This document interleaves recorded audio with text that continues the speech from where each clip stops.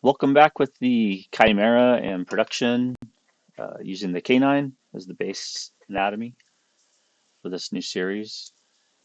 And a couple things I did, I'll have videos for these separately, but just to make sure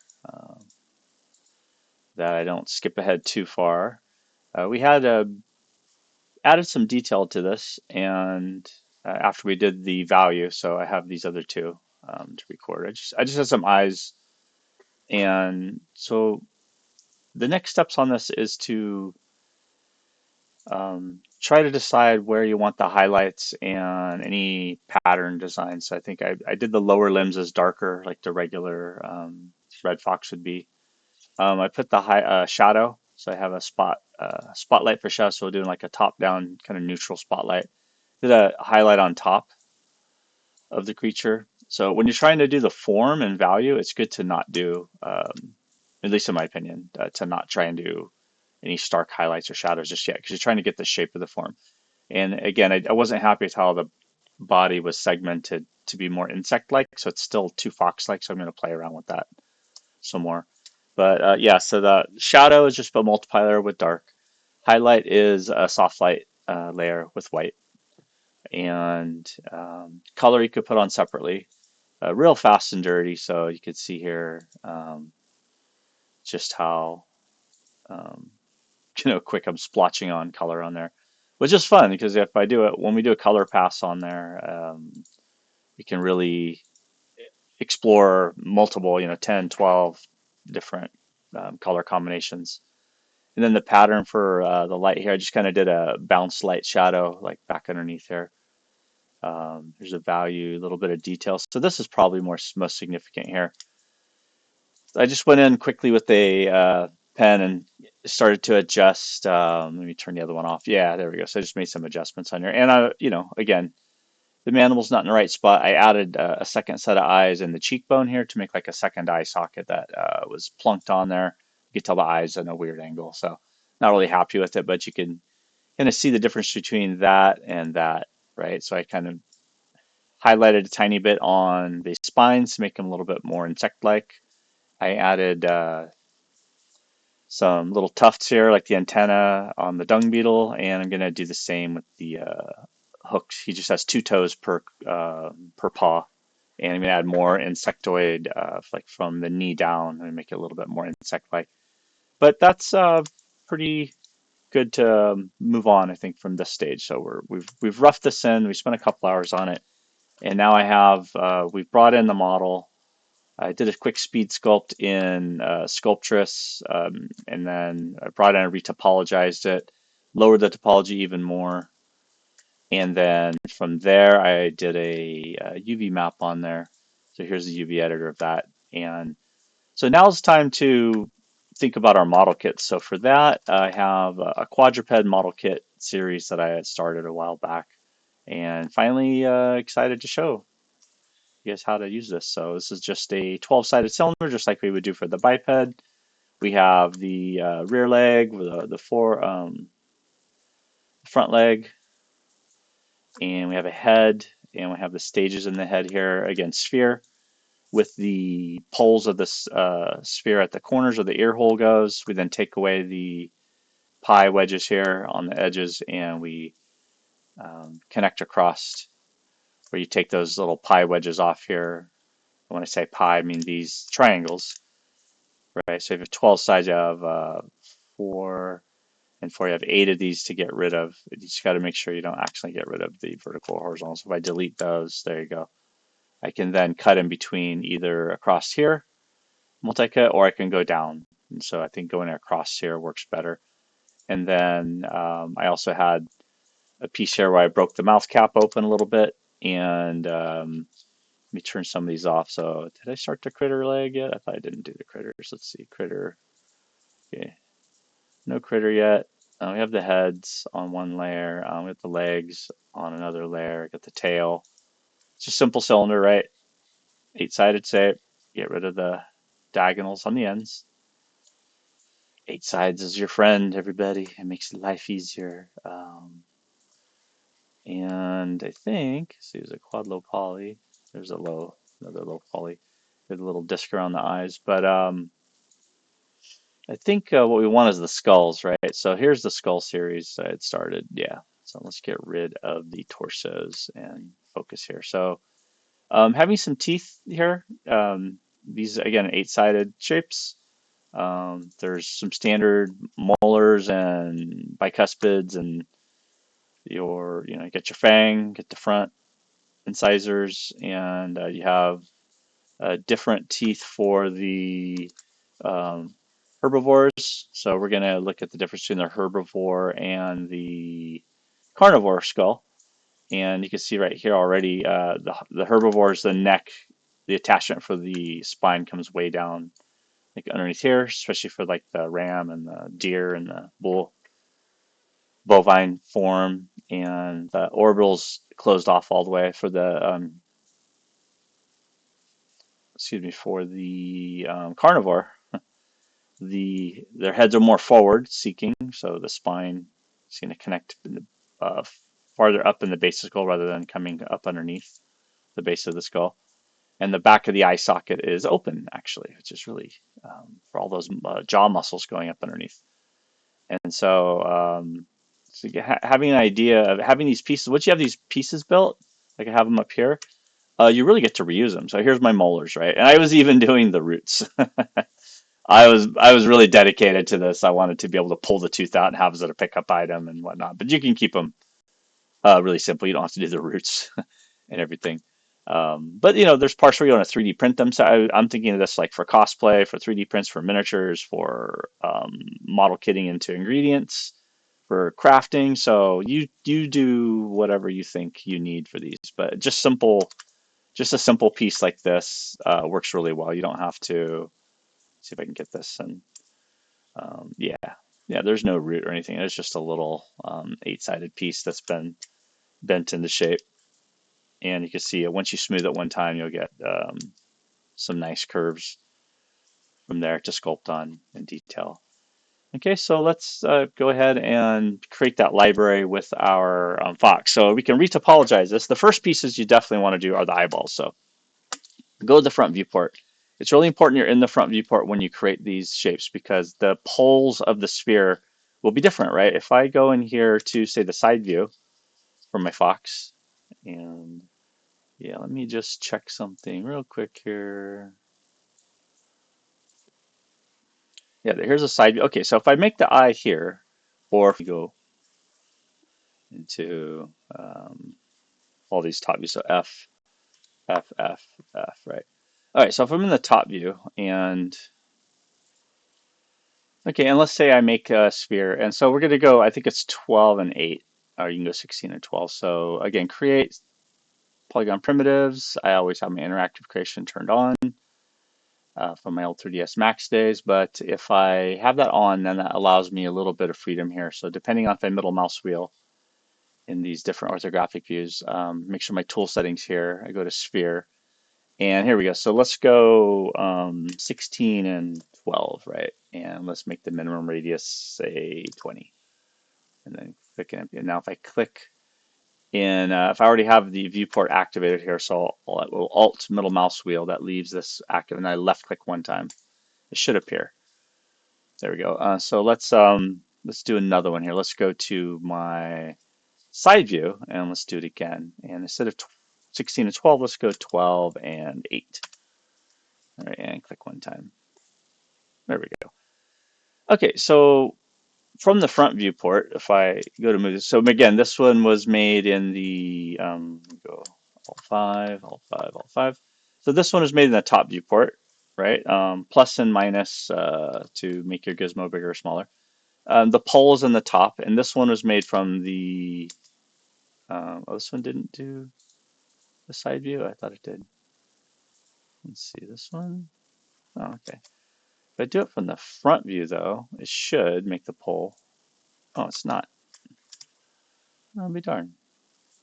Try that again. Okay, it's click and drag. Okay, if you click and drag, the pole will be dependent on which viewport you're in. Let's try that over here in this one. So if I go over here, click and drag, there it goes. So, okay, I have to activate it. Ah, all those little nuances. Gotta love it. Okay, so here's the one made in the front viewport. So this is how you want your eyeball, right? You want the lens of the eye right in the circles orbiting around the edge that's going around the pupil and iris of the eye. You don't want it this way, right? Where it's tumbling sideways, and you don't want it this way either, right? Where it's going that. So make sure you create it in the front viewport, and that's why I use the interactive creation. So eyeballs always should be facing forward like that. If it is a deer or a herbivore, of course, then you'll rotate whatever maybe you do, then create it from the side view. So you decide, but make sure those poles are facing the right direction. Yeah. So you want to have your eyeball set up, and there's lots of great tutorials out there, I believe, for Substance and ZBrush and even Maya and Blender for making really cool eyeballs with the texture mapping and everything. But you want to have your own sphere at least to block in and do your brow and everything correctly. So once my eye is in there, I can go up to my outliner and we'll go eyeball underscore base underscore 01. There we go. So I know that's my base eyeball, and now I can go into the UV editor. It's going to have a sawtooth on there. If I turn on the show the texture in the viewport and turn on off the default material, I believe which one's the default material. So that's texture, that's default. Okay, so turn off use default, and now you can see it. And you can see it's a bit of a mess, right? It's not like perfect right out of the can. So what we'll do for the eyeball is I'm going to UV map it, and everybody should do this, have one eyeball at least that you can play around with in here. Let's see what I just do with my UV editor.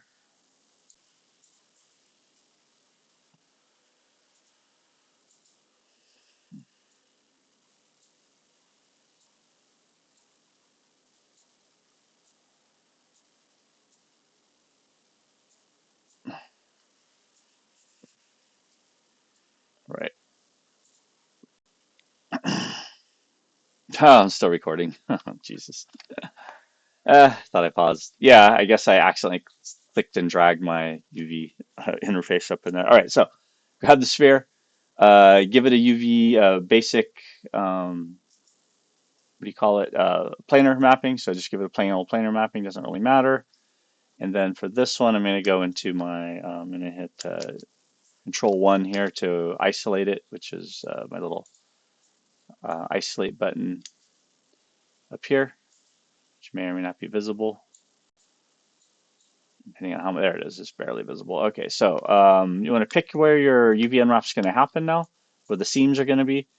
So what I'll usually do is I'll go right back about here to the back side of the eyeball, and we'll go in here and I'll hit Shift X on the keyboard. That should be enough, and I can grab these faces and I hit Control U.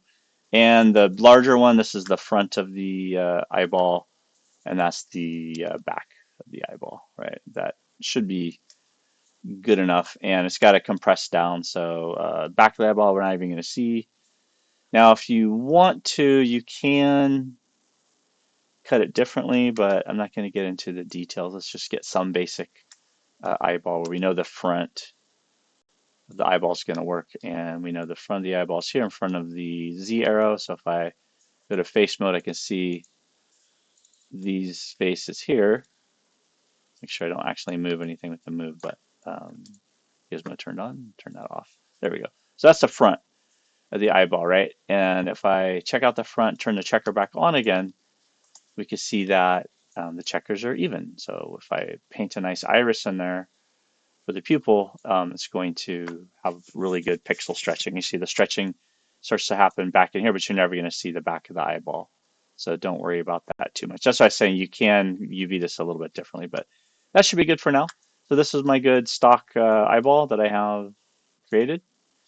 And it's the base one, so I can take this over here. And I can even copy, I think if I go in between my Maya projects, I can copy and paste it in here. Look at that. So in between two versions of Maya open, I'm just alt tabbing. This might be a Windows thing.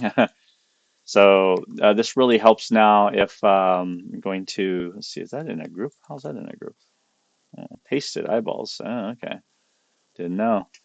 Let's go here, go to the control one, snap it down the grid, make sure everything's clear. I can also mesh display if it's got facets. I can average everything, and I can also smooth, soften all the edges to it. There it goes. And so I don't have to worry about now if I hit Alt 5 on the keyboard, it's pretty smooth. If I hit 3 on the keyboard, it's going to smooth it out. Take a look at that. That's nice and round. Okay, no problems.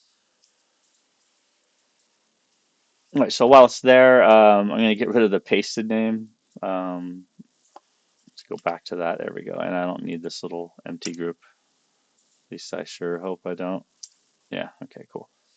But the eyeball's now center of the world, so I can freeze it. It's got these scales and all that stuff in there, so I can freeze it, delete its history, what was on there before. And I can make a new group for this, and we'll call this group eyeballs. All right, and not all animals have round eyes. There's actually shockingly so.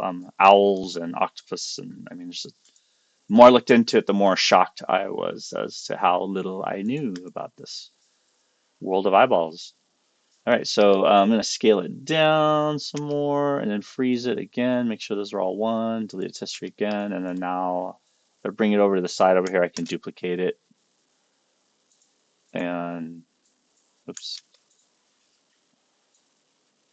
bring these over. And this is where what we're talking about. Now we can kind of how do I do that? Now we can bring it over and play with the inside the skull itself, and we can kind of really get anatomically accurate. There we go. So the goats and the deers are going to have them sticking out the side, and not nearly that big, of course. And then duplicate again, bring it over, and here's my carnivore skull. Here's my fox canine start of skull. It's kind of somewhere between a lion and between a canine and a feline at the moment. There we go. But I have at least started on it now. The basic skull. I haven't really shaped the carnivore skull from the um, herbivore skull, which I did first. I did the herbivore and then I did the carnivore. A lot of the herbivores don't have any upper front teeth. They have like a little snout, little muscle, almost like a proboscis, and then there's the canine. So these little fangs and things like that, I think the next thing you could think about. So for this one, if I take the eyeball, and again, if it's faceted like that, you should know where your displays are. Just display, average it out. It's going to average out all the faces in between each other. You can also go down to the face level, grab all the faces, and you can soften all the edges too. So I think either one of those works. And so let's take this over out of the way for a moment and duplicate it and bring it back over. And yeah, make it a little bit smaller. No foxes have big eyes. There we go. So yeah, I have mine very forward facing. Uh, So having the eyes in there and then mirroring over, making them symmetrical, I think that's part of the next phase, next pass on this. Um, let's do the pincher and the ear though next. So for those, what I like to do is use the cone, which is another one of your basic standard primitive shapes. So if I go up here to create polygon primitives and go, we've so far played a lot with sphere, cube, and cylinder. Now we'll look at cone. If I go to the settings here. So remember, 8 or 12 should be a starting point, nothing more than that. Height divisions, if it's a long, pointy thing, this is where you need a lot because you don't want super long, um, you don't want really, really long quads on your long, thin pieces. So you can go up here to the tips of the ears and down here around the mandible. So for that one, I'm going to go like 12. And I think for the cap division, you want at least 1. So 8 height division is appropriate for how long your piece is, and then at least 1 on the cap division. For radius, I think I'm going to at least give it, say, like 5 and 20. So if I did go in here and Alt middle mouse to activate the viewport and then click one time, that's what's going to look like for a little basic piece that could be turned into a tooth, a claw, or mandible, or even an ear. So if I go back up here again, I could maybe say, okay, let's go 3 and 40, right? And then tab out of that, come down here, you see this field's active. To reactivate the viewport, hold down Alt and middle mouse button, and that activates support without and keeps the tool still active. So Alt, middle mouse button is your friend to pan and zoom back and forth. But now if I click one time, there we go. That's maybe a little more useful in terms of the size and shape you might need. You can see the heights segments here. Now remember, this came up quite a bit. If I go into the attribute editor for this little cone piece, the polycone attributes here to change the radius, height, and the divisions here dynamically, they're only there at the initial piece that you make. If I were to duplicate it, you'll see this disappears, right? And so the duplicated piece of that cone, I no longer have access to the primitive entry, so I have to go in manually and cut those in. But if I go back to the first one, you see polycone reappears, but if I go here, it disappears. So you can't, if you duplicate off the original, these input controls disappear. So you see, even for this one, I think 12 is still not quite enough. So let's go 8 and 16 and then tab.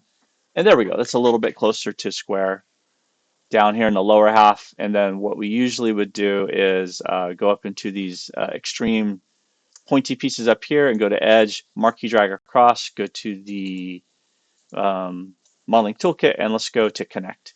And connect is interactive. So if I middle mouse drag, I go 1 to 2 and then 3. And there we go. And now they look about evenly separated, and I can hit enter. And then I'll marquee drag across here and hit connect again. You see it remembers the last time I did 3. I'll hit enter again and go down right there, connect, and 3 again. And then down here, connect, and then maybe 2 is good enough. There we go. And so you do, if you're going to do a lot of curving at the end tip like that, or a lot of detail at the end of the tip, you need that extra geometry at the tip of a cone like this. Now, if it's just a tooth, maybe you don't need all that detail. So I'm going to show you what I mean by that. So these ones here, I think now as I get closer to the end, when I go to connect, I can middle mouse drag back to a single, enter, and then, oopsie, there it goes. Come back over here, connect 1. So you want to control, just hitting enter as I go down. And I think just about good enough there. Yeah, looks fine. If I want to slide any of these around, I can do a slide edge. So I can go double click here, go to tool, slide the edge, and middle mouse drag it to be a little bit more evenly divided. But this is for a base piece, right? Like something I'm going to use a lot. I might as well put a little time in here and get these pretty evenly divided. You see I got a pie wedges to get rid of down there. Make sure I know which way is facing front and backward. There's a front. So I can come up underneath here and go to these 4 diagonals and delete them, right? Almost always want to do that. And now if I go to the UV unwrap for these pieces, let's go, get 2 different ones here, very, very different. Like this one here, if I go to scale, you see that might work for a tooth, so at least as a starting point. You know, this one's really, really wide on the base. So this one could potentially be an ear. So we'll go take these 3 cones here. And I'm going to go into this one. And we'll call this one ear base. Remember, no spaces, no caps, no special characters. We'll call this one a tooth underscore base. And we'll call this one a, oh, did I name them wrong? Oh, I did. Okay. Okay, that one I want to have as a spike. If I could get my cursor to go in the right spot. Spine or spine base. We'll go spike. That way I can be a little more clear. Ear base, and okay, it's because they were in a different position. Just reorganizing my 1, 2, and 3 in a row and in there. Okay, and this one was a spike. You see spike base, so this one should be tooth base. Okay, cool. So slightly different in terms of having those extra edge loops at the tip, being fatter and whiter. And then for all of them, though, we want to go in and get rid of the diagonal cones at the bottom of the cones, right? Oops. Gotta be careful. I'm actually getting something from the back on accident and ruin, waste a lot of time.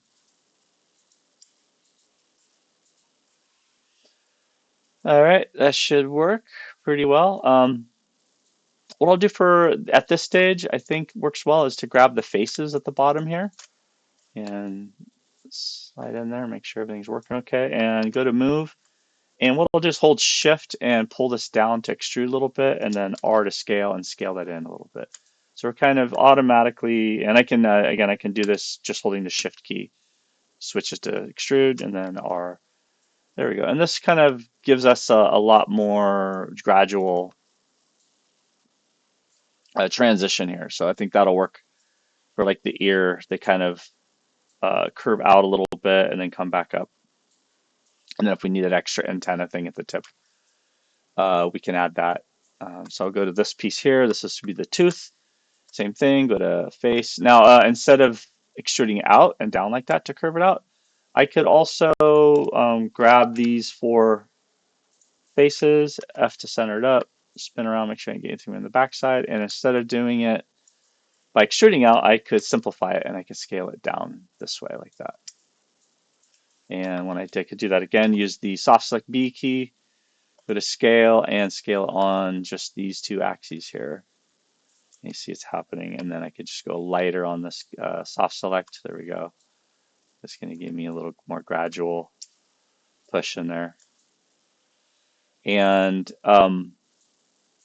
what usually happens here, I think, is taking the center edge loop here, this one, and bringing it down, and then grabbing this edge loop here and bringing this one down as well. So you're getting a curve going this way as well as a curve going this way.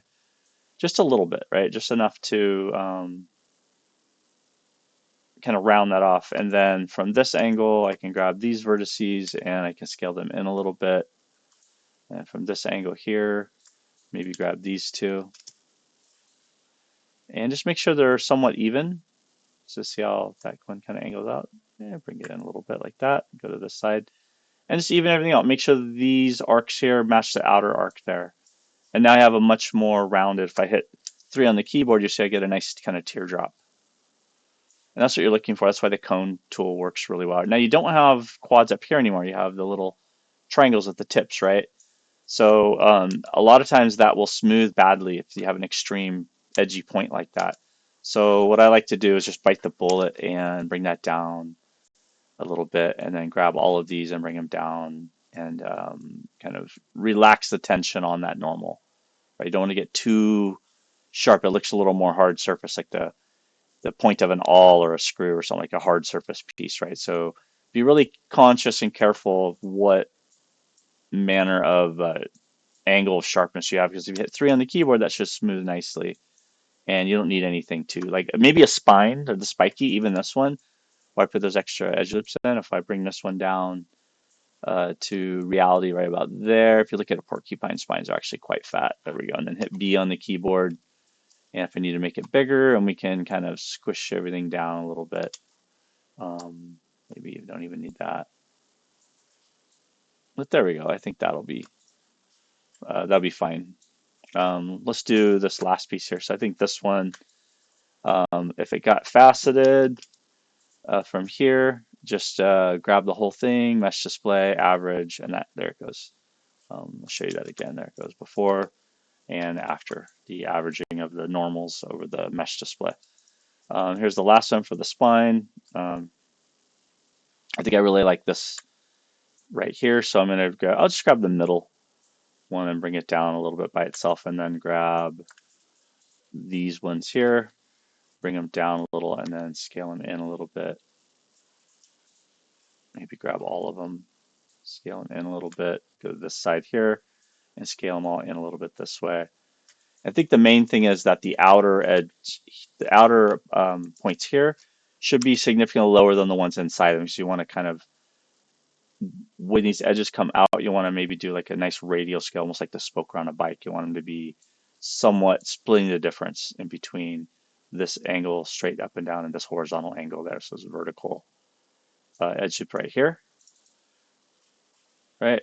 That's one vertical, and this is a horizontal edge loop going here. So this one should be right about dead center in between the two, like it is here. That's pretty good. 45-degree between this and this one. So you want the same thing happening from here. And if it's too extreme still, you just grab these for scale and bring them in a little bit. And then you can grab these for, make sure you get both sides like that a little bit. And you can scale them in, going or out, depending on what you need for that direction. So maybe that's good enough. If you think you need it, you can bring these down a little bit, go to edge, grab all these edge loops here, and connect one time. Make sure middle mouse drag, you can go more or less, just make sure you got a single. And then you see it's giving me a little bit of a zigzag up and down. I'll just go in here and scale it down flat again, just to keep everything uniform. There you go. Just to make it a little more gradual. So between any three vertexes, 1, 2, 3, there should not be a straight line, so you want to make sure you're accentuating any curves you need there. And yeah, that's good for that. So each of these you could do a quick UV map for. So we have ear base, nose base, I'm sorry, tooth base. It's like I was just thinking about doing the nose separately as well. Um, okay, so let's give them a UV map. So I'll go in here to this first one. Let's put them all on their first first smooth. Excuse me. So number 1 on the keyboard. There we go. So here's the ear base.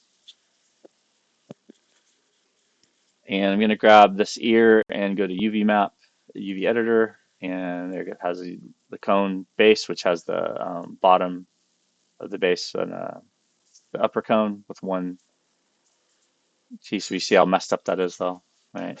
Because we were extruding and pulling pieces out, so it's going to be really messed up.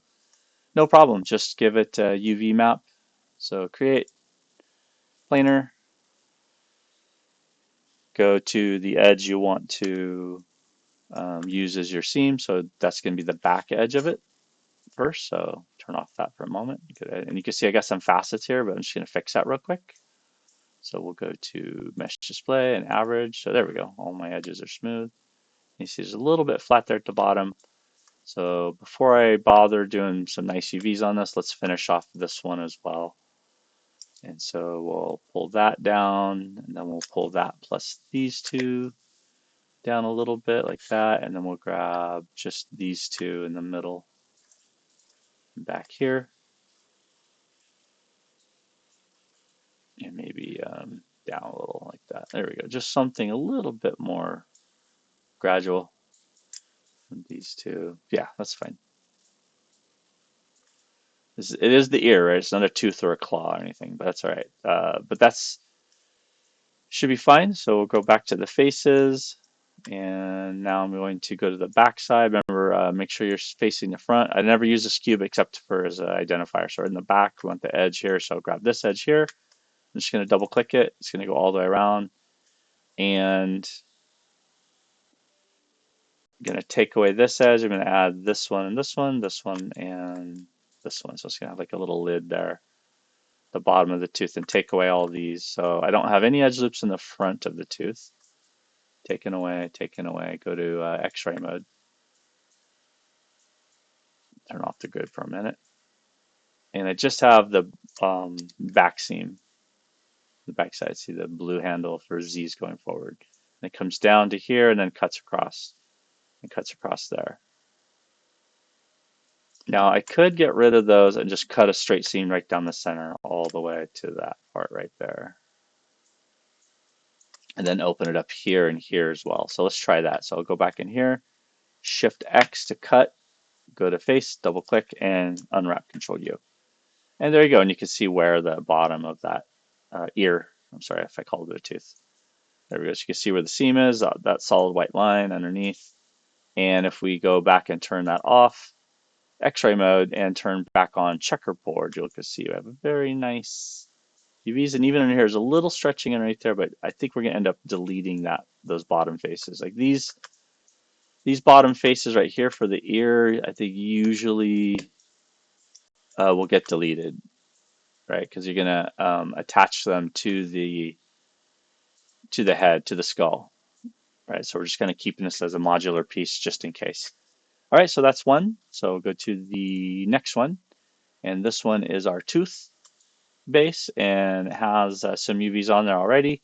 We could keep that if the edge of the back seam is behind directly. No, it's not. It should be this edge right here is the actual seam. So let's grab the whole thing. Object, create, planar, go to edge, double click, take away anything from the front here, see where it is in here. It's even easier to take away once you figure that out in the UV editor. There we go. Go back into this, Alt middle mouse, Shift X to cut, go to faces, double click, and Control U to unwrap. And there we go. There's a typical tooth unwrap that I use at least. And we'll turn the checkerboard back on. And wow, it's really big. So let's get it way down so you can see the checkerboards. There we go. Same thing for the ear. Way down, rotate. I'm just using QWERTY keys. W, move. E to rotate. R to scale. That's it. That should be fine. And go to this little spiky part right there. And same thing, create. Make sure you're in object mode, which I am. Go in here just to be sure. Object mode. Create planar. Done. Click off of it. Go back. Go to edge. Grab that back spine. Isn't 8-sided easier to use, right? There's the right side. There's the back right there. Turn off checkerboard for a minute so you can see. Double click that edge. This is the back here, as I recall, and this is the front. If I hold Control and do a big marquee drag, I go right to it. There we go. Yes, it goes right to that side corner there. Make sure Alt middle mouse, activate the window, Shift X, cut, right click, go to face, grab all the faces by double clicking, and then hitting Control U to unfold. There we go. There's our little spike UV unwrap. And we can double check this one as well. Let's go to R scale, bring it down, and rotate. Double click again if that's too ridiculous. Minus key, plus key, depends on what you're working on at the moment. Of course, bring it up. There we go. I like to keep stuff upright in the early stages at least, and then you can always change it later. Here, turn on checker. Yeah, it's pretty nice, right? Very nice. Okay, cool. So if we want to use these parts now, we can go in here to the fox head, and I can just get rid of these faces here, double click them, and go down here, click that, and F, just make sure I'm in the right spot here. And yeah, I messed that up a little bit. That's all right. Double click there. Yeah, undo that. Got those on accident. Okay, there we go. And although it's not even all the way across, we can kind of start to fill the hole here. But let me just grab these edges here, double click, it'll make a edge loop selection. Go to R to scale, hold down Shift to extrude. You remember you can extrude edges too, and I can extrude these edges in. Voila, just like that. Super handy. Do one more. Shift and bring them in. Voila, just like that. That's a quick, dirty way to be able to reuse this mesh, hopefully. Go to this edge plus this edge and do bridge, and middle mouse drag to do one segment in between. Let me escape out of that. Let me see if I can do add to this one and this one. No. Okay. Let's try this again. This one plus this one, and bridge, and middle mouse one time. There we go. And it should be close. Oh, I should have done two. It's all right. So grab this one, see if they're sealed up or not. They are not sealed up. Okay, good enough. Bring that one over here and go to vertex mode, grab these vertices and mesh, edit mesh we can merge together. Make sure it's a 0.1 and then smooth it one time, see if there's any openings in the middle. There is not. So looks like we're safe. I'm just showing you an easy way to delete some bad geometry and then reuse what you have in there. There we go. So if I click in here, I think this will work now. Yeah, so I go to vertex, and what I'm going to do for this side is I'm going to go to make sure I have all my vertices clicked off. Oops, all of them. I don't want anything clicked right now. There we go. All right, so if we go to target weld, what I could do for this side is I could click and target weld this one to this one. See, that's kind of nice to do right there. So I could do one more if I go edge from, say, from here to here and bridge. And then if I go from here to here to bridge and this one to this one and bridge. And there we go. So now that's all should be sealed. If I hit 3 on the keyboard, oh, I got little marks right there. So we'll double check it, go to W, go to vertex mode, click one time, see if it opens. It does not, we're good. But some of these faces, double click, you have to go in afterwards, mesh display and average again. And you see, there it goes. It smooths all out again for you. So yeah, that's a good kind of inset piece to make a mandible or something like that come jutting out. And we're not even doing like the open maw or something like that just yet. I'll grab this mandible piece here. These are my builder set. So I'll go to object mode, grab these 3 pieces, bring them over here, like kind of where I have also the eyeball. This is your monster builder kit, right? You're building your teeth and your eyeballs and mandibles and spikes and ears. Grab this mandible piece here, Control D. And this one I'm going to call mandible. There we go. And make sure the base 1, bring it over. There we go. And I'll start off on this side first. Rotate it down 90 degrees. Remember, if I want to snap that, I hold down the letter J. You see snap goes from off to absolute 15 degrees. You'll see it also in the tool settings here, holding down the J key. And snap, that goes straight 90 degrees like that. And then even if it's down a little lower, that's okay. I can kind of now freehand it a little bit. And yeah, that should scale out nicely. All right, I'm up there. And the quasi-L have to be perfect, but you want them to be close. Now, when I redo the UV unwrap on this, it's going to hold up nicely. You can see it should be a little bit fatter, maybe, for the size we're doing. There we go. Okay, good. Maybe for the base meshes, I should have moved the D and then V, snap that pivot to the back corner center pivot like that. That way I can have a little bit more freedom rotating it around. So I would do that for each of these 3 pieces real quick. So for this one, I go D and then V, snap it to that bottom vertex. Same thing. Whoops, this one. Whoa, no, what happened? I grabbed the what do you call it? Shit. Yeah, grab the head and the back behind it on accident because I was going too fast. There we go. So get that nice and evened up, and then hold down. Make sure there's nothing I can't mess up behind it. D and then V. Maybe always grab the little yellow circle in the middle, and then bring it down to the bottom center vertex. Same thing for the ear. D, then V to snap to the vertex. Just drags it. D drags the pivot. V snaps to the vertex at the bottom. Okay, so each of those now has their pivot at the bottom center of the object. Cool. Now this one here, since I scaled it and moved it around, if I go back to the UV editor, what you'll notice is the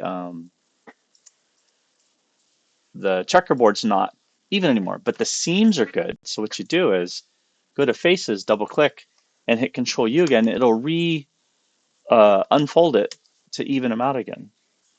So that's what's really great about having your model kits already pivoted, roughly segmented with the correct number of edge loops, and then already UV'd is you just have to click Control U and unfold again. I don't have to go in there and reselect the seam. Now for this one, my edge is now at the top of the mandible because before, when this model was upright, that seam was in the back of the piece. Like if that was a tooth, that would make sense. Or if that was a spine that we're going to put up on the spinal column. But for the mandible now, that seam is down the very top, so you're going to see it right in game. So what I want to do is I want to rotate this. Hold down J. Let's see if that's going to work here. Yeah, there we go. Rotate that 90 degrees and make sure that the seam is at the bottom. Very carefully get to the right angle. Hold down J and snap. There we go. I think that's right. Pretty close. All right, cool. Yeah, there's a seam under there. Turn that off so you can see that white line. So the very bottom center underneath of the mandible. You could argue if you want it on the inside, whatever. But just be conscious of it. And now if I go back in here and try to widen this out, I'll go to these pieces down here at the end and go to scale. And you see it's still on a local, it's on the object scale. So it's still keeping to the axis of the object. If I hit B for soft select and widen that out, I can make these a bit wider as they go to the back, or grab just the tip over here and make those a little bit wider. There we go. And that works out pretty good. And it's still, if I go and check the UVs, it's still going to hold up pretty good. Like you're not going to be able to tell. But it did change the UVs. So what I can do is for this one is, let's blow it up for a moment. I'm just going to go to face and blow this up and turn on. Remember B, you have to remember to turn soft select on and off, or you'll go bonkers. There you go. So now you see as I scale them, these are wider now, and they're still square back here. But the new place where I widened them out to be more like a mandible has made the UV not appropriate. So I just go in here and hit Control U, and you see these will even out again. Whoops, there it goes. So before and after Control U, which is your modify unfold. Auto unfold. There was no auto unfold button 10, 15 years ago when I was doing this. You had to do it yourself. I can't even explain to you the horrors. Okay, so it's wider. Now it's not as deep. It's looking good for the mandible. I'm kind of ready for this, so I'm going to bring it over to position over there, and I'm going to scale it up even more to be more appropriate for the actual quick sculpt that I had done. And then bring it down and in. That's looking okay. And rotating it around and keeping most of my axis orientation local to the object, not to the world. And right about there is where it starts to get a little funky. Like it comes, I did like a down angle, swooping angle, and this is from my studies of the rhinoceros beetle. So I'll go down to there and then go back to vertex, and I think what might be easier to do with this one rather than bend all of this up is to take the model itself and flatten it. Go to the end vertex over here. So let's go to X-ray mode for just a moment, make sure we're not messing it. There we go, like that.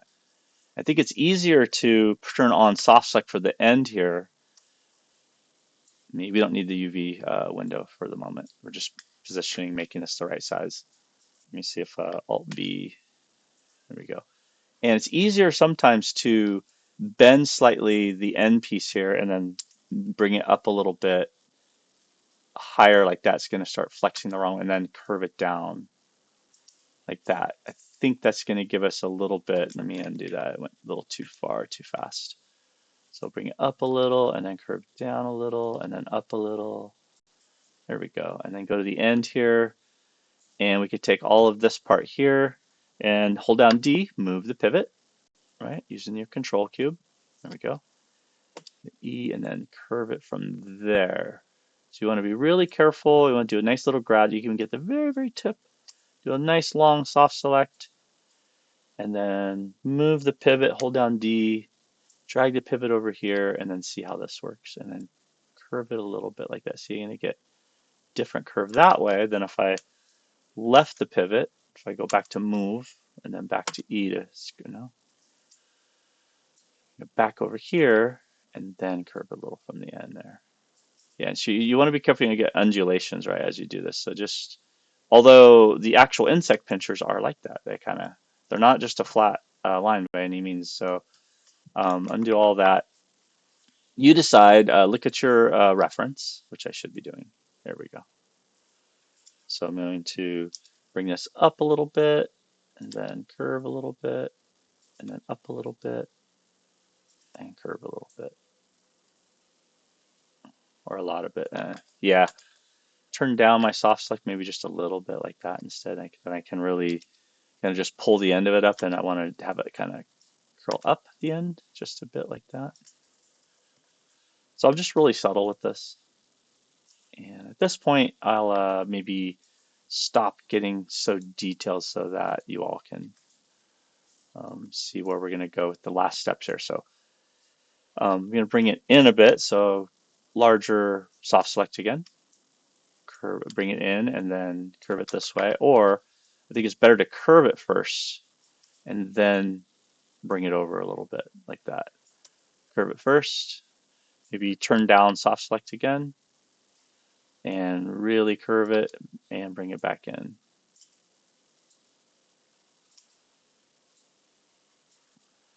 And it looks like it got away from me a little bit, starts to ziggy and zaggy a little bit. What I like to do with that is go to quad draw and hold down shift and just kind of smooth things out. That will, once you activate quad draw and you hit the shift key, it does a relax modifier and it kind of evens everything out for you. Yeah, really sneaky, cool little trick. Okay, but that's probably good. We covered a lot. So let's call this one done. Let's bring it down there. And let's turn back on the grid, right? And to get this head out of the grid, I'm going to just bring it up. So we can start working at it from there. And then D and X, turn off soft select.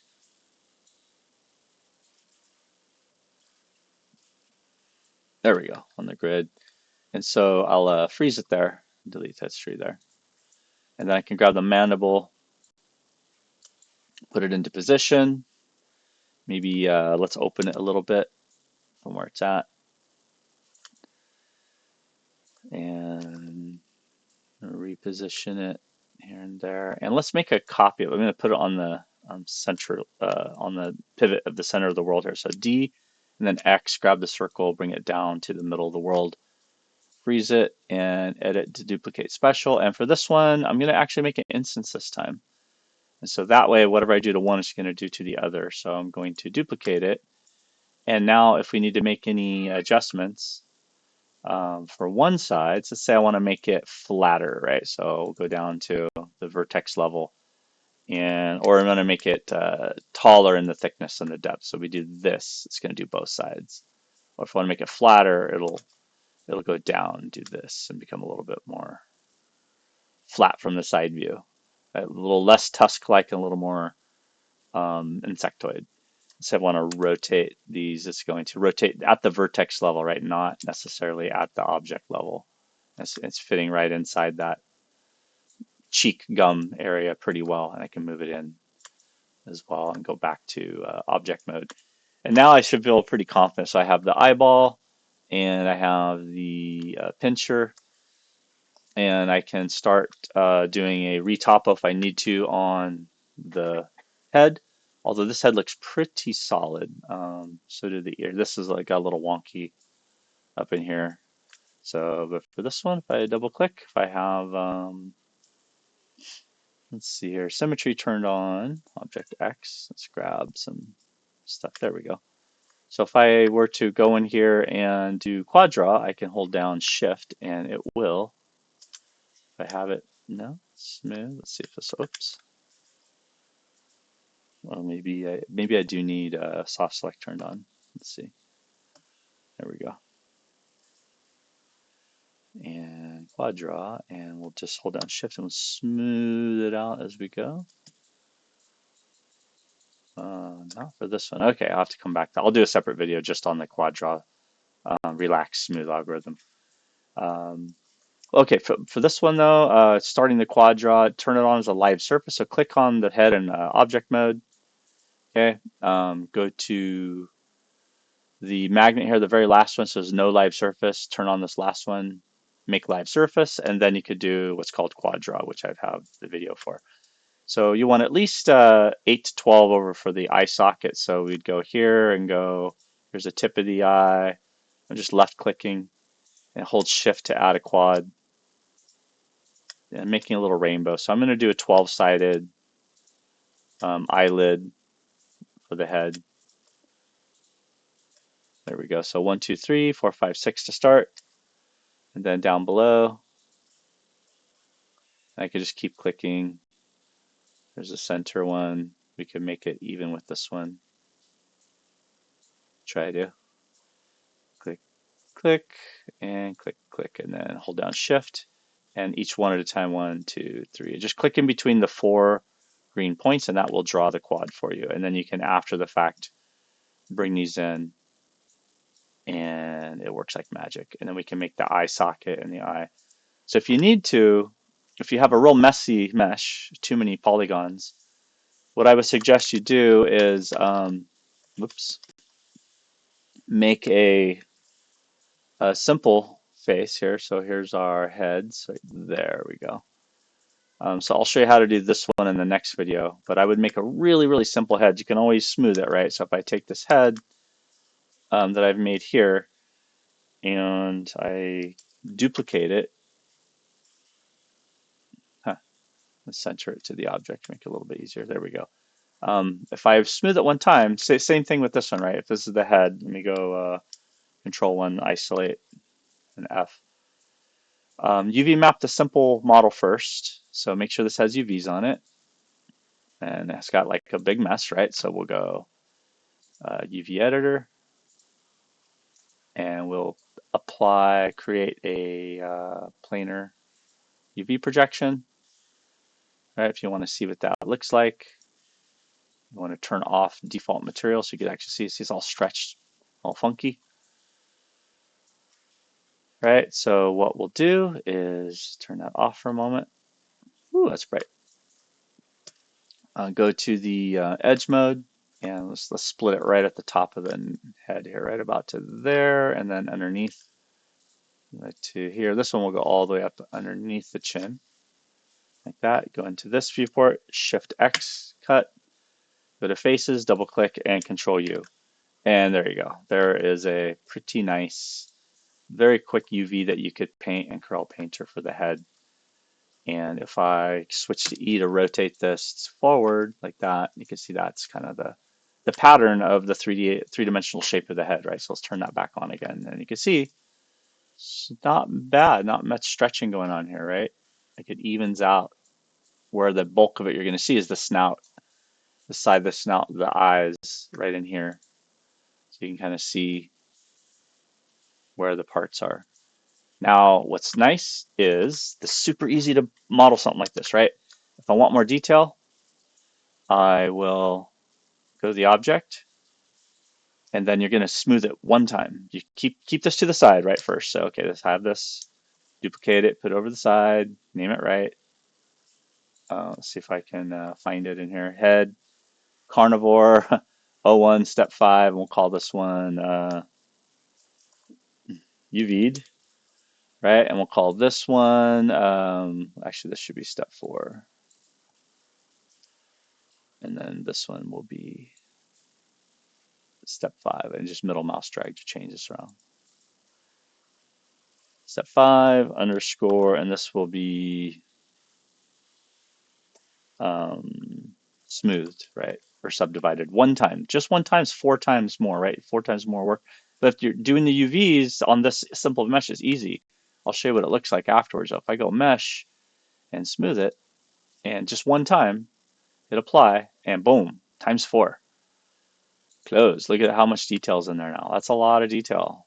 But that's what you get to do your game mesh. And you can even smooth it one more time, and Unreal Engine will handle it, no problem. That's only still 900 triangles. That's great. That's only one. It's only 1,000 triangles for the head of your main quadruped. You could argue maybe close up a seam, one or two at the top of the head here, and maybe cut it differently up underneath the ear or something like that. We could look at that as we attach the ears and the nose and things like that on there. But if I take this piece here, it's already UV mapped. It already looks good. And if I take this one, it's not even smooth, right? If I smooth it, it's going to be a lot of detail. So, but if I copy that back over to my Fox here, and let's turn off quad mesh for a minute and go to Q, just so I'm not doing anything disruptive, and I paste it, there's my new head. I can easily take this, whoa, I got quad draw or live mesh on still. Yeah, you'll remember to turn the live mesh magnet on and off, I hope. It'll force you. But this one now has a nice clean topology, right? So I can use this as my base mesh, and I can, grab the extra edge lips around the nose. I can pick a set of quads here to attach the ear, whether it's this piece here. We'll duplicate that, bring it over. Here's my ear, and you can reassemble and make a fresh mesh out of simple geometry from your sculpt. And trust me, it is way faster than trying to clean up a really, really dirty, messed up speed sculpt. Your speed sculpt shouldn't be out of any, by any measure, should not be your something you try to use as a final. It's a speed sculpt. Use it for what it's designed for. There we go. Now my base mesh here has not been sculpted into the carnivore shape. It still has the old bovine kind of herbivore that I had started with, but you get the idea. You can like reassemble these simple shapes here, and you can start making a nice UV'd mesh that is really much more. Whoops, let me make sure I get. There we go. That's a lot easier to paint in Corel Painter because the UV maps are going to be easier to do. All right, there we go. And so, yeah, I hope hope you all are able to get some manner of assembly started, and we'll look at doing the final assembly. I'll resculpt it a little bit with the mandibles and take it into Painter, and we'll start we'll put the material IDs on it first, and then we'll take it into Painter. All right, we'll see you in the next video.